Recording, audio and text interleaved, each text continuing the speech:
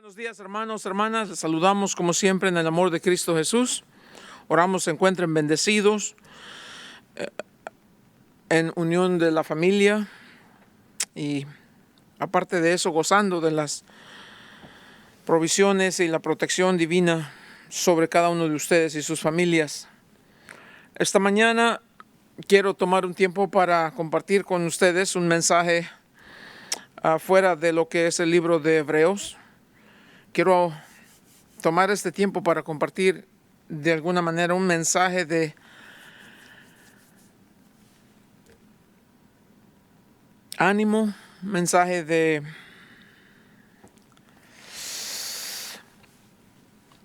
¿qué les pudiera decir? Quiero hablar con ustedes de una manera que sean confortados y animados en sus corazones. Espero que lo puedan recibir. En los Estados Unidos, en estas últimas semanas hemos estado viendo una ola de violencia en diferentes escenarios. El asesinato de niños a manos de un criminal que diabólicamente se dio a la tarea de asesinar niños en una escuela. El asesinato de una mujer refugiada. Vino huyendo de la guerra en Ucrania y vino acá y encontró la muerte acá. Pero en estos últimos días, más recientes, el vil, cruel asesinato de este joven de nombre Charlie Kirk, de solamente 31 años de edad. Un joven que en realidad a mí no me gustaba que lo llamaban un activista político, porque creo que debió haber sido reconocido más por su fe que por su involucramiento en la arena política, aunque eso era gran parte de lo que hacía. Pero el joven se dedicaba más bien a debatir con estudiantes en diversas universidades en los Estados Unidos. Se dio la tarea de visitar en muchos estados, muchas universidades, con el único propósito de exponer la verdad de lo que él creía era su fe, de lo que él creía es la verdad absoluta en la palabra, y confrontar a estos jóvenes con el propósito de traerlos al camino de la verdad, confrontando a estos jóvenes que tenían ideas erróneas, ideas de verdad pecaminosas, y lo hacía de una manera como en realidad no he visto en los últimos, 30 años. No he visto a alguien acá en los Estados Unidos que tenga un impacto con la juventud como lo tenía este joven. 31 años. Este joven Charlie tenía una pasión por la verdad. Era muy abierto en la declaración de su fe. Y Dios le dio un talento único, un don muy especial. El hombre tenía una excelente forma de comunicar y el hombre tenía una pasión por hacer eso, por lo que él consideraba tan importante. Entonces, a raíz de estos acontecimientos, como digo, el miércoles a las 12:20 de la tarde, en este atentado en una de las universidades, en una de las ciudades más seguras del país, acá en los Estados Unidos, en el estado de Utah, cuando solamente había respondido una pregunta de las muchas que quería contestar. Y justo cuando estaba abordando el tema en la segunda pregunta que le hicieron acerca de la violencia con las armas, justo en ese momento pues recibió este disparo que desafortunadamente acabó con su vida. Y la consternación que vino de eso y la rabia, ¿por qué no decirlo? la desesperación, la reprimida exclamación de dolor y desacierto y todas las demás cosas que podemos pensar. Entonces, este miércoles, mientras me preparaba para el mensaje del miércoles por la noche y orando por la familia de este joven, dos niños, una niña y un niño de escasos 2 años y 1 año por ahí, y niños que tal vez no van a tener una memoria clara de lo que fue su padre, pero en realidad lo que nos consterna muchísimo, a menos en lo personal, es la manera en que le fue cortada la vida. Obviamente ya entendemos, Dios es soberano, tiene un plan y todas estas cosas. Él terminó la carrera, entendemos eso. Pero lo que es difícil asimilar es la manera violenta en que se enfrentan ahora las diferencias de opinión acá en los Estados Unidos. Y digo, esto me preocupa porque estamos viendo el despertar a una era en donde la verdad no se tolera acá en los Estados Unidos.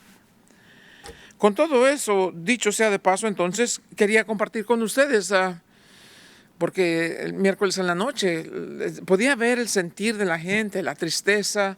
Teníamos una imagen acá de este joven y obviamente muchas lágrimas, mucha tristeza, mucha rabia, como dije, mucho dolor, mucha compasión por su familia. Y entonces estaba meditando acerca de, es importante que busquemos en la palabra de Dios, porque solamente la palabra de Dios tiene respuesta para situaciones como tal. Entonces, por eso quiero compartir con ustedes, ojalá me perdonen. Y vamos a pasar nuestro tiempo en el Salmo número 13, y el título de nuestro mensaje sería ¿Hasta cuándo, Señor? ¿Hasta cuándo? Ya van a ver cómo vamos a desarrollar este tema que surge de este título. ¿Hasta cuándo, Señor? Esa es una de las interrogantes que vamos a tratar de cubrir acá. Entonces, Padre amado, en el nombre de Jesús, Señor, venimos delante de usted, Dios, con este dolor que todavía permanece en nuestro corazón, la tristeza por la vida de este joven que fue truncada de manera violenta, por la impotencia, Dios, de no poder expresar nuestro coraje abiertamente, tal vez como quisiéramos, y tal vez no debemos hacerlo, estoy consciente de eso. Pero, Señor, con el dolor de ver a uno de sus hijos morir de manera tan vil, de manera tan cobarde, por el único delito de haber creído en su verdad y haber proclamado su verdad.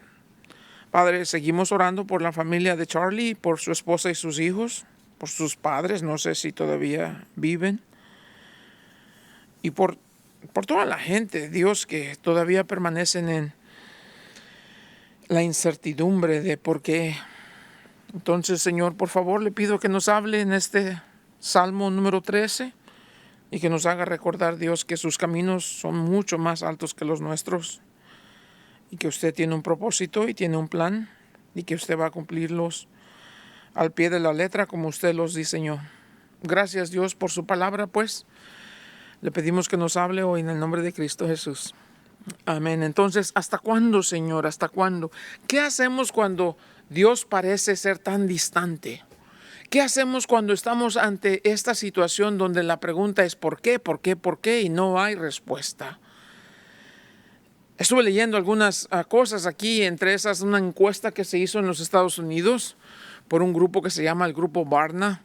Y este grupo llegó a la conclusión de que la pregunta número 1 que se hace la gente en los Estados Unidos es esta: ¿por qué hay tanto dolor y sufrimiento en el mundo? Es la pregunta número 1 en los Estados Unidos. Me quiero imaginar que es lo mismo en el mundo entero.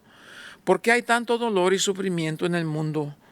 Entonces, ¿qué pasa cuando suceden cosas como estas que estamos recientemente tratando de digerir?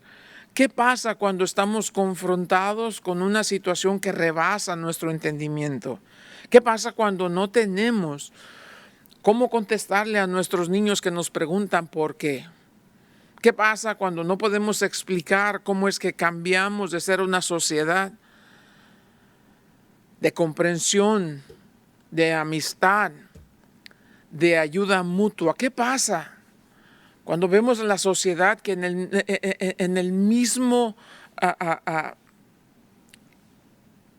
intento de vivir una vida que sea sana y que sea apta para todos? ¿Qué pasa cuando se ha ido desintegrando esa fábrica que sostiene la sociedad en la que vivimos? Cuando los valores ya no están, cuando lo bueno es malo y lo malo es bueno, cuando no se tolera la verdad. ¿Qué pasa? ¿Qué hacemos en esa situación? En el Salmo número 13, David parece estar pasando una de estas situaciones tan difíciles, en donde se encuentra él preguntando 4 veces va a preguntarse en 2 versos, ¿hasta cuándo? ¿Hasta cuándo? ¿Hasta cuándo? ¿Hasta cuándo? Y vamos a ver la desesperada angustia de este hombre por llegar a la conclusión y a la resolución clara de lo que él está, con lo que él está siendo angustiado severamente. Sabemos que la gente pasa por diferentes situaciones y cuando eso sucede, entonces la pregunta inmediata es: ¿por qué pasó esto?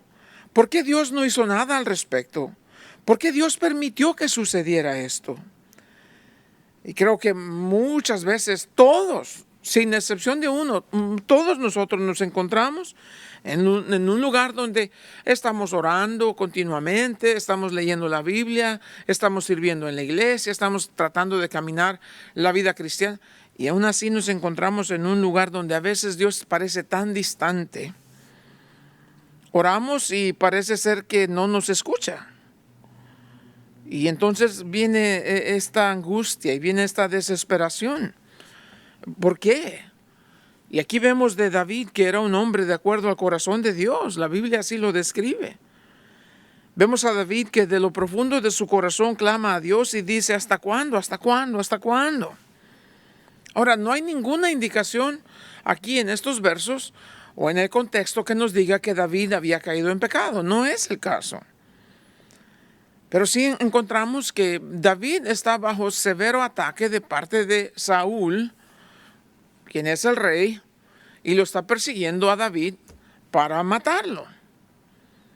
David obviamente que está caminando con Dios, obviamente que tiene una vida de oración, por eso tenemos estas palabras impresas aquí en estas páginas. Pero a pesar de su constante oración, parece ser que Dios no está disponible para él. ¿Alguna vez usted ha estado en una situación así, donde desesperadamente llamamos a Dios, pero parece que Dios nos abandonó? Parece que no nos escucha o parece que no quiere escucharnos. Entonces el Salmo número 13 nos dice qué hacer cuando Dios parece ser tan distante, cuando la pregunta sigue sonando: ¿hasta cuándo? ¿Hasta cuándo? ¿Hasta cuándo? Y no hay respuesta. Vamos a ver 3 stanzas en este Salmo número 13. Esas son verso 1 y 2, verso 3 y 4 y versos 5 y 6. En versos 1 y 2 vamos a ver el problema que aqueja a David. En versos 3 y 4 vemos entonces la petición por el problema en el que se encuentra. Y en el verso 5 y 6 vamos a ver la adoración de David, cuando llega a la conclusión. El problema, la petición que él hace y la adoración que emana en medio de toda esta dificultad. Y vamos a ver que como va avanzando el Salmo, parece ser que el problema de David está agigantado. Pero conforme va avanzando el Salmo, el problema sigue allí. Pero parece como ha ido en cierta manera, no siguió agrandándose nomás, pero ahora se ha ido aminorando la angustia. Vuelvo y repito, el problema sigue ahí, pero la angustia se ha ido aminorando.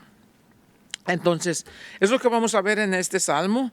Como digo, es un salmo muy interesante, y si hay algo que vamos a recordar de todo el salmo es en una sola frase que nos haga fácil de recordar, ¿no? Cuando Dios se parece ser tan distante, debemos clamar a Dios y confiar en su eterno amor. Cuando Dios parece ser tan distante, es cuando más debemos clamar a Dios y es cuando más debemos confiar en su eterno amor. Parece ser como es difícil y parece como si no tuviese sentido, pero eso es lo que Dios nos llama a hacer por medio de este salmo. Hay muchas personas que cuando se encuentran en esta situación y la pregunta es ¿hasta cuándo? ¿Hasta cuándo? ¿Hasta cuándo? Y no hay respuesta. Hay muchas personas que inmediatamente le dan la espalda a Dios. Pero no es eso lo que Dios quiere. Dios quiere que cuando nos encontramos en eso es cuando más vehementemente clamemos a Él. Y que deliberadamente vayamos a confiar en Él, porque sabemos que nos ama con amor eterno y que no nos abandonará nunca, aún a pesar de que en el momento parece ser que Dios está tan distante, es tan distante. Entonces veamos estas tres partes del Salmo y versos 1 al 2. ¿Hasta cuándo, Jehová, me olvidarás para siempre? ¿Hasta cuándo esconderás tu rostro de mí? ¿Hasta cuándo pondré consejos en mi alma, con tristezas en mi corazón cada día? ¿Hasta cuándo será enaltecido mi enemigo sobre de mí? Lo primero que David nos dice es que Dios parece estar muy distante. Parece ser como Dios se ha alejado intencionalmente de este hombre David. Recuerdo, leyendo el contexto de esto, que ese es el tiempo en donde David está siendo perseguido por Saúl. Y David tiene que ir escondiendo de cueva en cueva ahí en el desierto allá en Judá. Y solamente tiene un poco de respiro él y sus hombres cuando salen a buscar algo de comida y tienen que andar a las pilas porque encontrarse con el enemigo pues es causa para ellos perder la vida. Y ha ido pasando horas y días y semanas y meses y de hecho años, un par de años, y David se encuentra en esta situación. Y parece ser como si David está diciendo, ¿por qué tanto tiempo y no escucho de ti? ¿Por qué tanto tiempo y no te veo actuar? Obviamente nosotros vivimos en una sociedad que está plagada por la rapidez de las cosas. Vivimos en un tiempo, en una sociedad donde todo es deprisa, deprisa, deprisa, deprisa, deprisa. Pero el plan de Dios es totalmente opuesto. Dios nunca está deprisa, porque para Dios no hay ayer, no hay mañana. Él siempre vive en el hoy y a Dios no le apura nada. Entonces, cuando nosotros vivimos aquí a la carrera, Dios dice, espérate. Problema que nosotros vivimos en el tiempo de horas y días y semanas y Dios vive en el tiempo de años. Un día para Dios, ¿cómo es cierto? No, un día para Dios, un día es 1000 años para nosotros. Entonces es difícil para David encontrarse en esta situación y dice, ¿hasta cuándo? O sea, ya llevo tiempo esperando y no escucho nada, no veo nada. ¿Qué pasó aquí? Y no solamente eso, sino que en el verso número 2 dice, ¿hasta cuándo pondré consejos en mi alma con tristezas de mi corazón cada día? El hecho de que Dios no responde, el hecho de que Dios parece estar ausente, parece que está tan distante, ese mismo hecho le ha llevado a David a estar llenando su mente y su corazón de amargura, no solamente, pero también de angustia, de desesperación. Su mente y su corazón son una licuadora constantemente moliendo ideas. Y al siguiente día pone en efecto esas ideas que pensó en la noche anterior y falla y las cosas siguen igual y de hecho se están poniendo peor. Eso va agregando más sufrimiento al sufrimiento y las cosas se están poniendo de verdad insoportables para David. Hace sus planes y no funcionan. Ha ido de la esperanza a la desesperación y se siente que está en un sube y baja de emociones. No sabe qué es lo que se encuentra atrapado en un laberinto sin salida Y todo parece indicar que Dios lo ha abandonado, que Dios se apartó de él. Pero no es así, es lo que él piensa. Para hacer las cosas peores, en el verso número 2 dice: ¿hasta cuándo será enaltecido mi enemigo sobre mí? No solamente que tiene un problema y Dios no se encuentra, no solamente que tiene un problema que se está multiplicando, pero también lo peor para él es que su enemigo parece que se está enalteciendo. Es decir, David se encuentra escondido en una cueva allá en el desierto y su enemigo vive en un palacio. David ora a Dios y tiene su fe en Dios. Saúl ni siquiera busca a Dios. David tiene que estar pasando hambres y frío y lo que sea, y su enemigo vive en un palacio. O sea, este es el hombre de Dios, el hombre de acuerdo al corazón de Dios. Este es un hombre terco y rebelde a las cosas de Dios, y sin embargo el que sufre es el hombre de Dios, y el malvado vive en un palacio. ¿Suena familiar? Por supuesto que sí. Para acabar y hacer las cosas peores, ese enemigo que no busca a Dios, que no ora, que no camina con Dios, que es un malvado, tiene toda la intención de matar al que sí es bueno, al que busca a Dios, que camina con Dios, al que ora a Dios. ¿Por qué Dios no hace nada? ¿Por qué Dios permite esto? ¿Por qué Dios se olvidó de David? ¿Acaso David no ha orado? ¿Acaso David ha caído en pecado? Nada de eso. ¿Por qué será que Dios está extendiendo este tiempo de prueba pero tanto tiempo?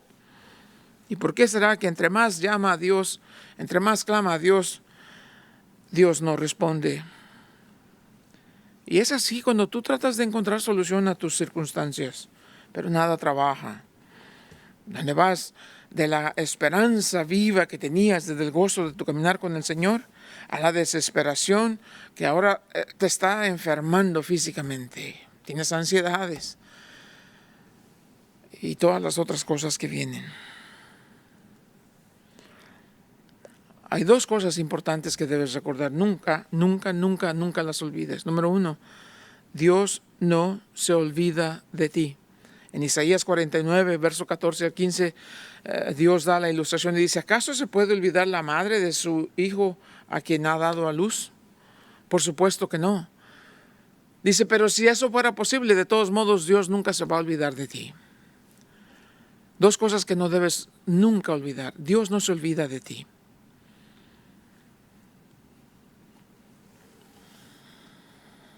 Tú eres su hijo, tú eres su hija y Él te ama con amor eterno. No importa lo difícil de tus circunstancias, nada tiene que ver eso con que Dios te ama o no. Dios te ama con amor eterno. ¿Qué es lo que está haciendo Dios al permitir estas cosas? Bueno, yo te voy a decir algo. El sufrimiento de ninguno de los hijos de Dios es en vano. Dios no desperdicia las lágrimas de ninguno de sus hijos. ¿Y por qué entonces las permite? ¿Por qué permite el dolor? ¿Por qué el sufrimiento? Porque Dios quiere forjarte, Dios quiere formarte, Dios quiere moldearte para que seas un siervo útil para su gloria. Esa es la primera lección. La segunda lección es que Dios no está deprisa y Dios se va a tomar el tiempo que sea necesario para hacerte a la imagen y semejanza de su Hijo amado Cristo Jesús. Dios nunca está deprisa. Dios no se olvida de ti, pero Dios nunca está deprisa. Él va a tomar su tiempo. Para que se hagan cosas duraderas se toma tiempo. Y Dios se está tomando el tiempo de moldearte porque Él tiene el plan. Y Él quiere hacer tu carácter como el carácter de su Hijo amado. No es muy popular en el mundo en que vivimos. Sin embargo, esa es la manera en que Dios trabaja. Si Dios te ha permitido pasar por estas circunstancias difíciles, no es para destrampar tu cerebro y no es tampoco para de una manera sarcástica verte sufrir. No, Dios está tomando el tiempo necesario para forjarte, para que seas útil para su obra. Dios quiere hacer un trabajo perfecto en ti y las cosas buenas toman tiempo. Entonces aprende a esperar en el Señor. Bueno, una vez que vemos eso, vemos entonces el segundo punto, que es la petición que David hace, versos 3 y 4. Dice: mira, respóndeme, oh Jehová, Dios mío, Alumbra mis ojos para que no duerma de muerte, para que no diga mi enemigo lo vencí. Mis enemigos se alegrarían si yo resbalara. Ahora la petición que él hace es bonita en verdad. Lo primero que David dice, Señor, si yo soy tu hijo, en este caso David es rey, y Dios lo ungió. Dios envió a Samuel que lo ungiera como rey. Dios dijo que él lo había preparado para que fuera rey. Entonces, si David es el rey que fue ordenado por Dios, que fue ungido por Dios, entonces, si el enemigo malvado, en este caso Saúl, vence a David, quien está siendo derrotado no es David, es Dios. ¿Entiende? De esa perspectiva. Y David lo entiende de esa manera. Pero primero lo que dice aquí, respóndeme, oh Jehová, Dios mío, alumbra mis ojos para que no duerma de muerte. Alumbra mis ojos es una manera simbólica de decir, si sigo así me voy a morir. Si me rescatas ahorita sería como prácticamente traerme de nuevo a la vida. Es lo que David está diciendo.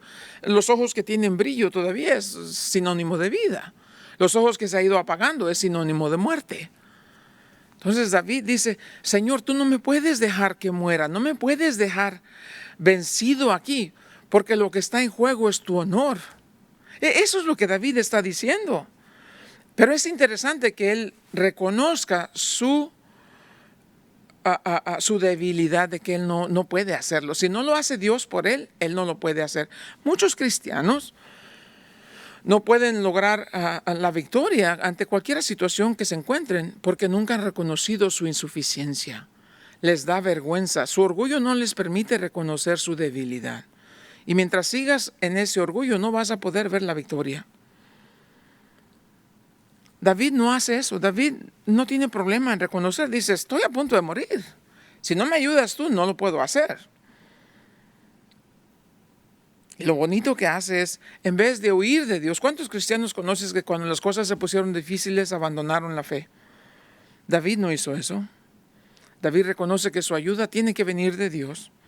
Y David, en el momento más difícil de su circunstancia, clama a Dios y busca a Dios. En vez de estar reclamando a Dios, lo que está pidiendo a Dios es que le dé la fortaleza. Porque lo más que le preocupa es la gloria de Dios. 4 puntos aquí importantes que te voy a dar cuando te encuentres en situaciones así difíciles, circunstancias verdaderamente difíciles. Número 1, asegúrate que tu oración se centra más en la gloria de Dios que en tu felicidad. Los cristianos somos muy buenos para orar por lo que yo. Dame, quiero. No. En medio de la peor circunstancia, eres capaz todavía de orar. Señor, estoy padeciendo, no tengo, me falta. Y ni siquiera lo dices. Dios, en medio de todas estas circunstancias, ayúdame que mi sufrimiento revele tu gloria, Señor. Qué hermoso cuando he oído a cristianos a la hora de morir, cuando dicen, no estoy triste por la muerte, no estoy triste por esto, estoy preocupado que aún en mi muerte le quiero dar la gloria a Dios, que en mi muerte Dios sea glorificado. Es una persona que aprendió a vivir. Número 1, que tus oraciones se concentren más en la gloria de Dios que en tu propia felicidad. Número 2, que a pesar de que Dios parece ser muy distante, tú sigues constantemente buscando su rostro, que no te desanimas, que no le has permitido al mundo, a la carne y al diablo que te derroten. Que aun cuando parece, porque no lo es, parece ser que Dios es muy distante, tú sigues clamando y sigues buscando y sigues orando y sigues alabando y le sigues dando toda la honra y la gloria porque has aprendido a confiar en su mano poderosa. Número 3. Que nunca pierdas el sentido de la presencia de Dios en tu vida y que también nunca se te olvide que si caminas en la presencia de Dios vas a vivir bajo el ataque del enemigo. Muchos cristianos piensan que vivir en la presencia de Dios es No. Vivir en la presencia de Dios constantemente es vivir bajo el ataque del enemigo constantemente. Pero no nos parece que eso sea lo que buscamos. Busca a Dios cuando parece ser muy distante. Vive y camina consciente de su presencia, pero prepárate para el ataque del enemigo, que no va a cesar. Como cristianos debemos honrar a Dios en todo lo que hacemos. Porque el momento en que le damos la espalda a Dios es que el enemigo ya ganó. Y en ese momento el enemigo se regocija porque te engañó, te derrotó. Y cuando Dios te derrota a ti, Dios entonces se burla. Perdón, cuando el enemigo te derrota a ti, entonces se burla de Dios. Si el enemigo logra engañarte para hacerte que abandones el caminar con el Señor, entonces Él va a usar tu derrota para burlarse de Dios.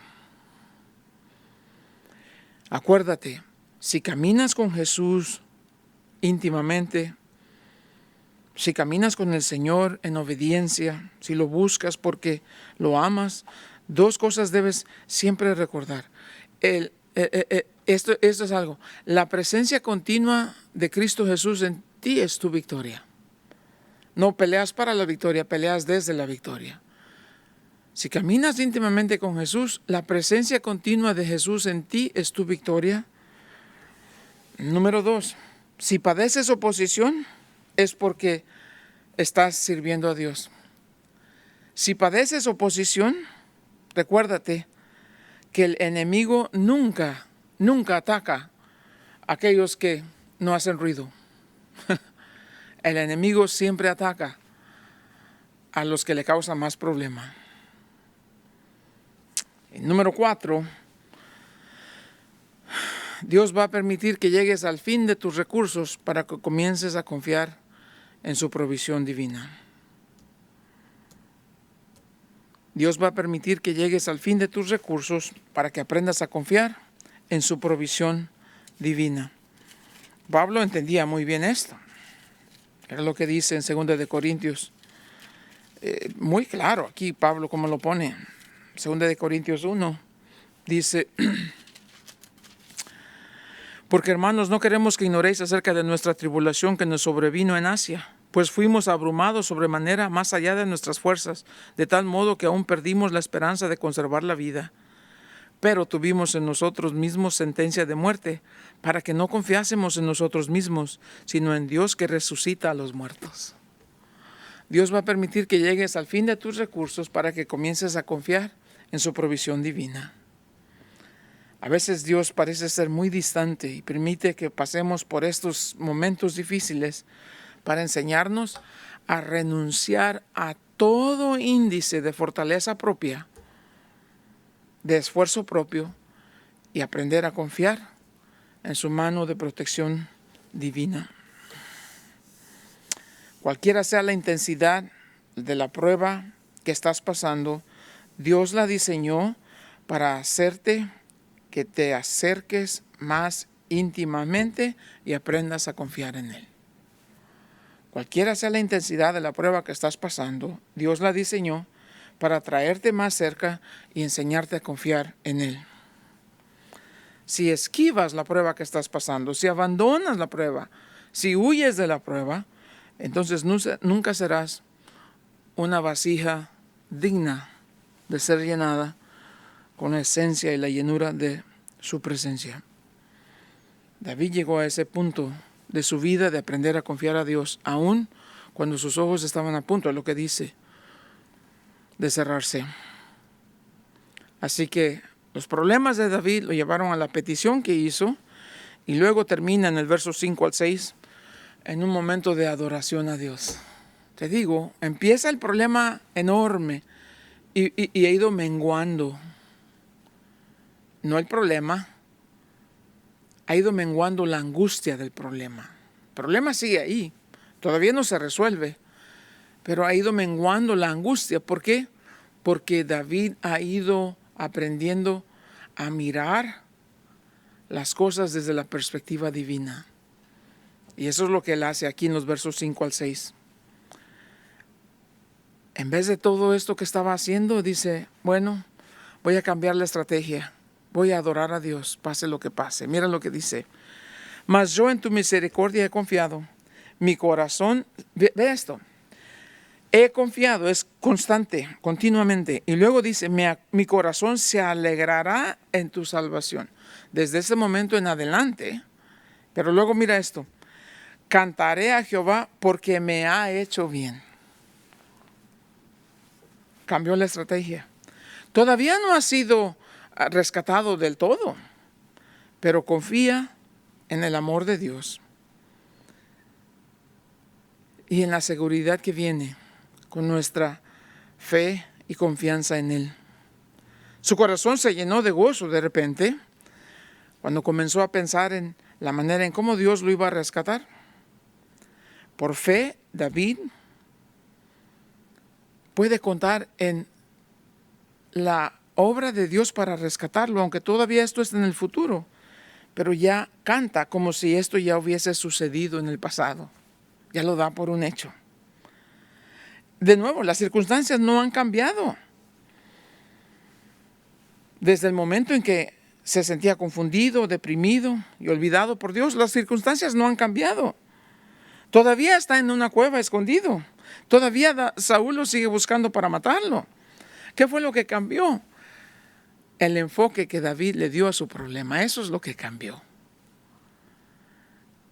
Después de enfocarse en sí mismo y sus problemas al principio del Salmo, ahora David cambió su enfoque hacia el amor fiel de Dios por él. Este cambio en el enfoque que David tuvo dejó a la confusión y la depresión por un lado y las cambió por el gozo y la alabanza. Ese es el secreto. Consumido en mirar el problema, la dificultad, la circunstancia, y no porque esto pasa, y yo te voy a cantar. Tú me prometiste que estarías conmigo, yo sé que eres fiel, y yo sé que tú puedes sacarme de esta situación, y si no lo haces será porque tienes algún plan, pero yo sé que todo trabaja para bien, todo trabaja para bien para aquellos que aman a Dios. Yo confío en ti. Tú dijiste que no me abandonarías nunca, que con tanto mi padre y mi madre me abandonaras, tú no me abandonas. Tú dijiste que comenzaste una obra en mí y que la terminarás hasta el día de Cristo Jesús. Yo confío en ti. Y lejos de estarme consumiendo la vida en mis problemas, en las circunstancias y por qué y todas estas cosas, te voy a alabar y me voy a gozar en ti, aunque no te vea. Voy a cantar como si estás aquí conmigo. Y he decidido que voy a pasar el resto de este tiempo de mi dificultad aquí, adorándote, como si estás aquí presente, porque aunque mis ojos no te vean, yo sé que estás aquí. Puedo sentir tu presencia, yo sé que tú estás aquí. En el verso 5 dice, yo,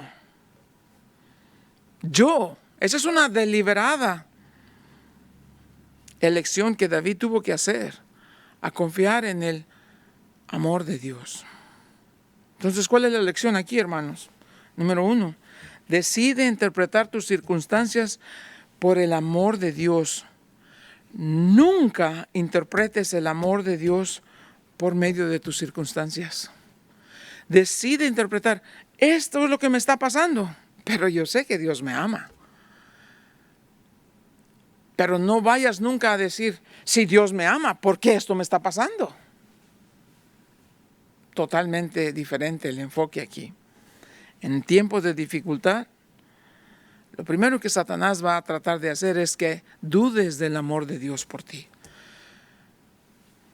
Que dudes del amor. Eso fue lo primero que le dijo a Eva. No. Sí puedes comer, no te vas a morir. Dios sabe que si comes de este fruto vas a ser como Él.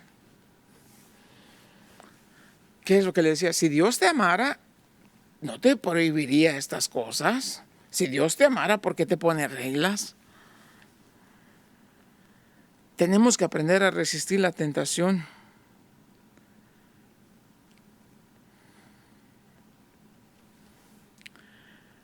Pero eso solamente podemos hacer cuando estamos firmes en la verdad de su palabra. José, que pasó tantos sinsabores, vendido por sus hermanos, en la casa de una mujer loca que lo andaba persiguiendo, en la cárcel, haciéndole favores a gente que se supone le iban a ayudar y lo olvidaron. Y mientras pasaban los años, La mayoría de sus años, entre sus 20, los pasó o de esclavo o de o prisionero. Y sin embargo, José, en un momento de su vida, dijo: no se preocupen. Lo que ustedes intentaron para mal, Dios lo usó para bien. ¿Por qué? Porque decidimos deliberadamente que vamos a confiar en Dios. A confiar en Dios y aprender a descansar en Él.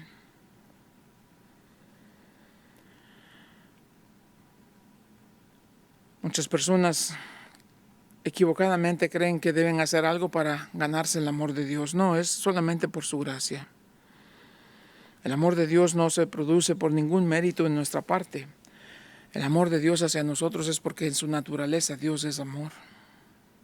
Y esto es pura y netamente de su gracia, inmerecido. Pero porque el amor de Dios nace de su naturaleza, que nunca cambia, debemos aprender a confiar en Él. ¿Cómo concluimos entonces esto? Claro que hay mucha angustia, claro que hay mucho a sentir y todas estas cosas.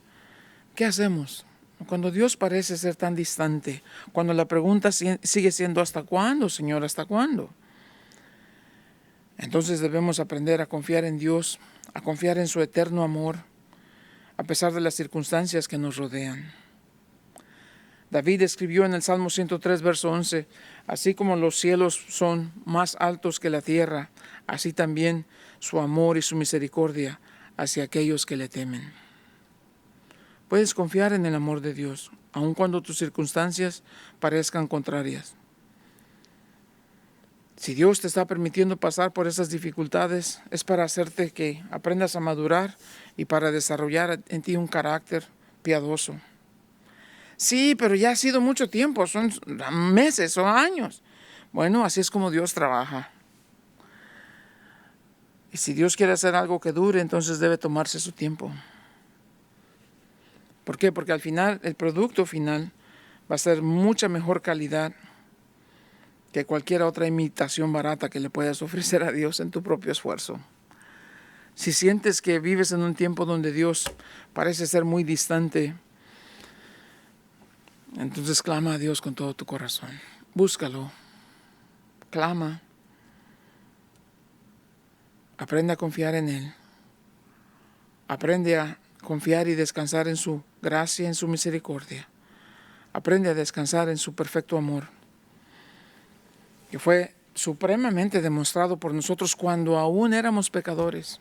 Mas Dios muestra su amor para con nosotros en que cuando aún éramos pecadores, Cristo murió por nosotros. Cristo Jesús fue a la cruz como tu sustituto, llevando sobre su cuerpo la pena de tu pecado. El pago de tu pecado cayó sobre de Él. Por su llaga fuimos sanados. En verdad te puedo decir que si corres a Él para buscar refugio en Él, Él nunca te va a rechazar. Y el que a mí viene, dice Jesús, no le echo fuera. Sí, las cosas son muy difíciles y se van a poner más difíciles todavía. Sí, la maldad va a ir aumentando, pero la advertencia es firmemente alarmante. Y por haberse multiplicado la maldad, el amor de muchos se enfriará. ¿Cómo se enfría el amor de muchos? Cuando empezamos a renegar por las circunstancias. Cuando empezamos a correr y a alejarnos de Dios por las circunstancias. Cuando empezamos a rechazar el plan de Dios por las circunstancias. Entonces estás dando muestra de que el amor por Dios en ti se ha enfriado. Tu amor hacia Dios, no el amor de Dios por ti. No. ¿Qué haces entonces? Hay un lugar donde encuentras la respuesta a tus preguntas, ¿sabes? Sí hay un lugar. Y eso es al pie de la cruz. Cuando te encuentres en situaciones donde digas, esto ya es demasiado, ya es mucho tiempo, ya no aguanto, corre al pie de la cruz. Arrodíllate al pie de la cruz y mientras mires hacia arriba te acordarás que en esa cruz colgó el Hijo de Dios sin pecado y murió por ti. Murió para rescatarte, murió para salvarte. y dar su vida a cambio de tu salvación. Y allí vas a encontrar la respuesta. ¿Hasta cuándo? ¿Por qué? ¿Dónde está Dios? Y Dios te va a decir, yo nunca te he dejado, nunca te he abandonado. Amado Dios, en el nombre de Jesús te damos gracias, Señor, por tu palabra que es viva y eficaz, por tu presencia con nosotros, Señor, y por la promesa de que tú nunca nos dejas, tú nunca nos abandonas. Señor, te ruego por favor que nos ayudes a vivir de manera que traigamos delante de ti alabanza de labios puros, agradecimiento de corazón agradecido y vidas que han aprendido a descansar en ti y a darte a ti la honra y la gloria a pesar de lo que estamos sufriendo o esté sucediendo con nosotros o alrededor nuestro. Queremos vivir para tu honra y para tu gloria. Y te pedimos que nos ayudes y nos enseñes a hacerlo. En el nombre de Cristo Jesús. Amén.